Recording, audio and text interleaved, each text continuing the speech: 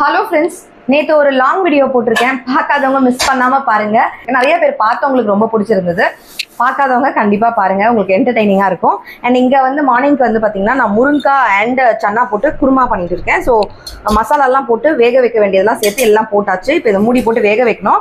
தேங்காய் அரைச்சி ஊற்றணும், கொஞ்சம் மசாலாலாம் சேர்த்து, அவ்வளோதான். ரசமான்னு கேட்குறான். ரசம் இல்லடா அது. டேய் யாரா நீனு? சாம்பாரா?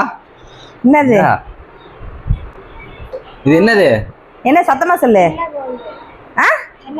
சன்னா குழம்பு சொன்னா பாத்தியா? சன்னா குழம்பு. சன்னா வள்ளி அள்ளி சாப்பிடணும், சரியா? வந்து ரைஸ் வந்து ஆற வச்சு வச்சிருக்கோம். லெமன் தொக்கு போட்டு இது பரட்டணும். முட்டைக்கு வந்து வெங்காயம் வதக்கிட்டு இருக்கேன். அது வதங்கிடுச்சுன்னா முட்டையை அதில் போட்டு இது கலரி பேக் பண்ண வேண்டியதுதான். சாப்பிட்டு முடிச்சியா? சீக்கிரம் டைம் ஆயிடுச்சு. பஸ்ஸை மிஸ் பண்ணிட்டா, லேட்டு. லெமன் ரைஸ் கொஞ்சம் கம்மியாக பேக் பண்ணால் தயிர் சாதம் பேக் பண்ண கரெக்டாக இருக்கும். எப்பவுமே ஃபுல் ரைஸ் கொடுப்பேன், பாதி ரைஸ் தான் கொடுத்துருக்கேன். ஸோ முட்டை தொக்கு, லெமன் ரைஸ். தயிர் சாதமும் பேக் பண்ணிடலாம். தயிர் சாதம் பேக் பண்ணுங்க. ஷர்வின் குட்டிமா, தயிர் சாதம் லெமன் சாதத்துல பச்சை மிளகா இருக்கும், பார்த்து சாப்பிட்டு. கொஞ்சம் ஐயோ, கொஞ்சம் தயிர் சாதத்துக்கு என்ன தொட்டுக்க? இங்க உருளைக்கிழங்கு இருக்கு. உருளைக்கிழங்கு தனியா வைக்கலாம், தயிர் சாதத்துல மிக்ஸ் ஆயிடும். ஓகேவா? கரெக்டா இருக்கும். 3 பாக்ஸ் முடிஞ்சிருச்சா இப்போ? கரெக்டா அந்த 3 பாக்ஸ் முடிஞ்சிருச்சு. அவனுக்கு கண்ணுக்காக கேரட்ஸ் நிறைய சேர்த்துக்க சொல்லியிருக்காங்க, மாதுளம்பழம் சேர்த்துக்க சொல்லியிருக்காங்க. அண்ட் சில டிஷ்ஷஸ் கேரட் ஜூஸ் கொடுத்துட்டேன் காலையில. கொஞ்சம் கேரட்டும் வெள்ளரிக்காவும் அந்த உருளைக்கிழங்கோட சேர்த்து வச்சிருக்கேன். அவ்வளோதான். வேணுமா? இப்போ சாப்பிட்றியா? ஓகே. ஓகேவா?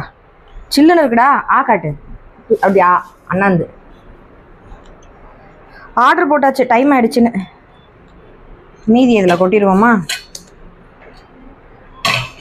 ஸோ மாதுளம்பழம் கொஞ்சோண்டு ஹனி போட்டு, ஹனி, மாதுளம்பழம், அடுத்தது ஆப்பிள் அண்ட் டிராகன் ஃப்ரூட், அதெல்லாம் வச்சாச்சு. பேக் பண்ணிடலாம் இதை ஸ்நாக்ஸ்க்கு. அவ்வளோதான்.